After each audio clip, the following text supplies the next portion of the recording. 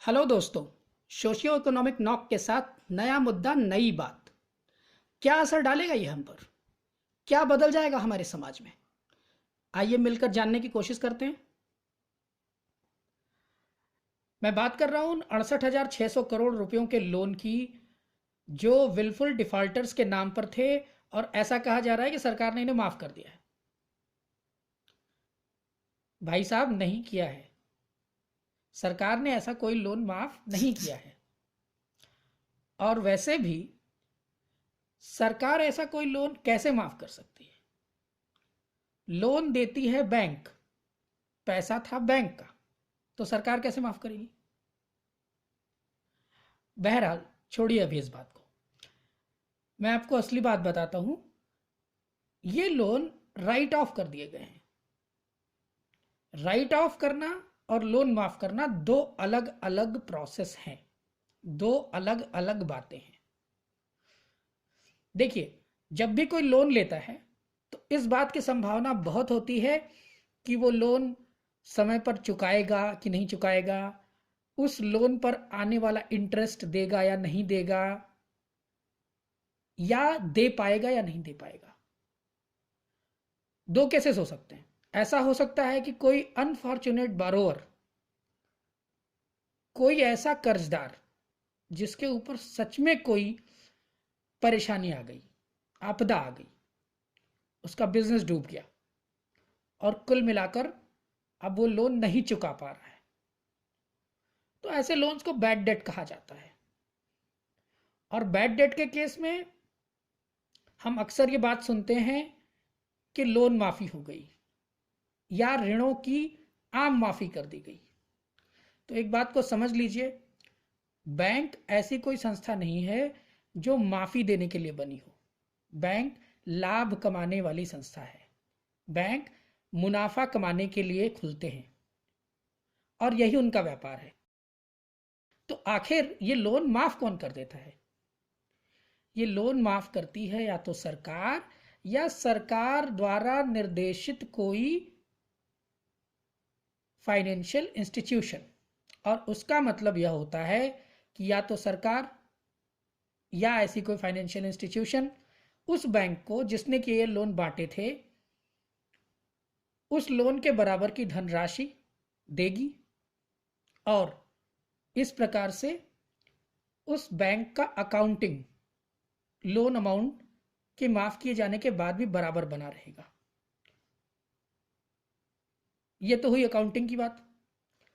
Accounting में दोनों पक्ष बराबर आने चाहिए, यह एक तथ्य है। अब आते हैं राइट ऑफ के मामले पर। आखिर राइट ऑफ क्या होता है? लेकिन इस राइट ऑफ को समझने से पहले मैं आपको एक और दूसरा टर्म बताता हूं, जिसे हम लोग कहते हैं विलफुल डिफॉल्टर। विलफुल डिफॉल्टर का मतलब होता है ऐसे कर्जदार जिनके पास लोन की अदायगी की क्षमता है, लेकिन वो अपनी इच्छा से,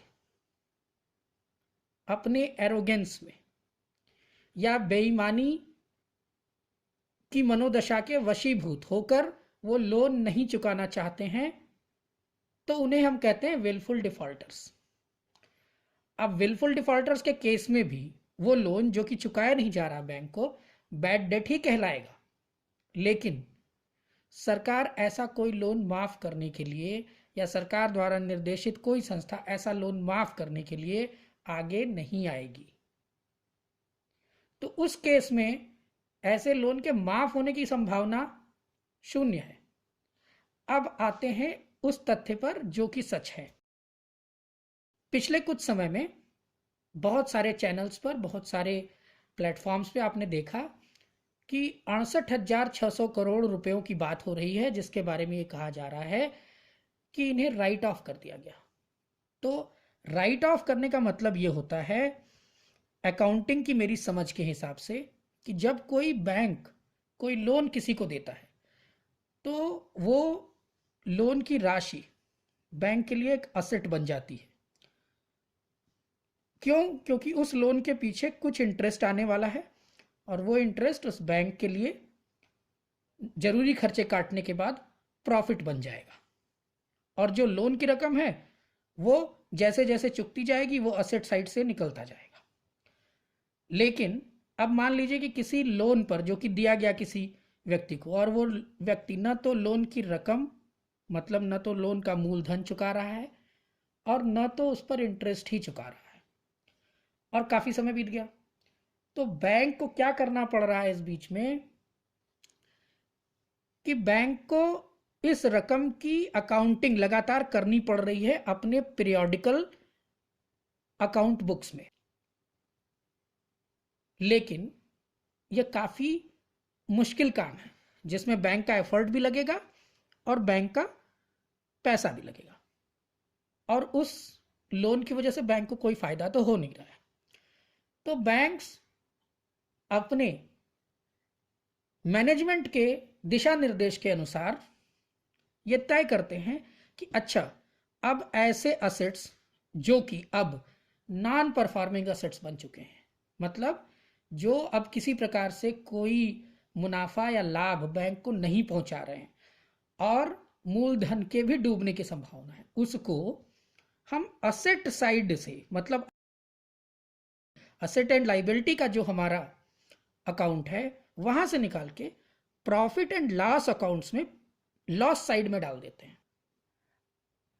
और अब इसको लॉस साइड में डाल देने के बाद बैंक को अपने पीरियोडिकल अकाउंट बुक्स में इसकी एंट्री नहीं करनी पड़ रही है, लेकिन ये रकम अभी भी लोन ही है और बैंक को अभी भी पूरा हक है, उस व्यक्ति को कांटेक्ट करेगा, उसे आग्रह करेगा या कोई लीगल तरीका अपनाएगा उससे उस लोन को वापस लेने के लिए और उस लोन का इंटरेस्ट वापस लेने के लिए। ऐसा हो सकता है कि बैंक इसमें सफल हो, ऐसा भी हो सकता है कि बैंक इसमें सफल न हो। अगर बैंक इसमें कभी सफल होगा तो जो भी रकम वापस आएगी उसे प्रॉफिट साइड में डाल दिया जाएगा। हो सकता है 3 साल के बाद के प्रॉफिट एंड लॉस अकाउंट में कुछ रकम उस लोन का जो कि राइट ऑफ किया गया था उसका कुछ हिस्सा मान लीजिए आ गया। मान लीजिए 10,000 करोड़ रुपए राइट ऑफ किए गए थे, मतलब वो लॉस थे, मान लीजिए उसमें से 2,000 करोड़ रुपए वापस आए, तो वो जिस ईयर में वापस आएंगे उस ईयर के प्रॉफिट साइड में प्रॉफिट एंड लॉस अकाउंट के लिख दिए जाएंगे। तो कुल मिलाकर बैंक के लिए यह नॉन परफॉर्मिंग असेट लॉस बन गया था, और कुछ समय के बाद अगर प्रॉफिट बनेगा तो ठीक है, नहीं बनेगा तो ठीक है, वो लॉस हो जाएगा, लेकिन बैंक को उसके बदले में कुछ नहीं मिलने वाला है। जबकि कर्ज माफी के केस में क्या होता है, कोई तीसरी पार्टी, मतलब उस कर्जदार के अतिरिक्त कोई तीसरी पार्टी है तो सरकार या सरकार द्वारा निर्देशित कोई संस्था बैंक को पैसा दे देती है। इसका मतलब कि बैंक का जो पैसा लोन के लिए दिया गया था वो उसको किसी न किसी से मिल गया, और अब बैंक उस आदमी के पीछे नहीं जाएगा जिसको उसने लोन दिया था। राइट ऑफ होने का मतलब ये कतई नहीं है कि ये लोन माफ किया गया है या ऐसे विलफुल डिफॉल्टर्स के प्रति कोई सहानुभूति दिखाई गई है। यह बेसिकली एक अकाउंटिंग प्रोसेस है, और इसको करने से होता क्या है कि बैंक्स ऐसे अकाउंटिंग से बच जाते हैं जिससे उनको कोई लाभ नहीं हो रहा है। अगर आप 2009 से 2018 के बीच का आंकड़ा देखेंगे आईसीआरए के हिसाब से, तो पहले भी पीएसयू बैंक्स ने 4 लाख करोड़ से ज्यादा और प्राइवेट बैंक्स ने लगभग 80,000 करोड़ के आसपास के लोन्स राइट ऑफ किए हैं, जो कि होता है लगभग 4,80,000 करोड़। तो पिछले 10-12 सालों में अगर ऐसा हमेशा होता रहा है और वही चीज इस बार भी हो रही है, तो इस पे कंफ्यूज होने की आपको जरा भी जरूरत नहीं है। यह लोन राइट ऑफ किया गया है और यह लोन विलफुल डिफॉल्टर्स के नाम पर था, जिसमें ज्यादातर नाम आप पहले कुछ समय में सुनते रहे हैं, जैसे नीरव मोदी, मेहुल चौकसी, विजय माल्या इत्यादि इत्यादि। लेकिन उनके प्रति सरकार की कोई सहानुभूति, बैंक की कोई सहानुभूति नहीं है। जस्ट एक अकाउंटिंग प्रोसेस है राइट ऑफ का, और वो किया गया है।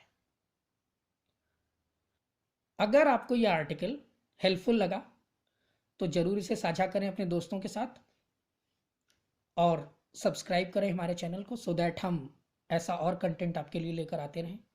Thank you so much, thank you so much for being with us.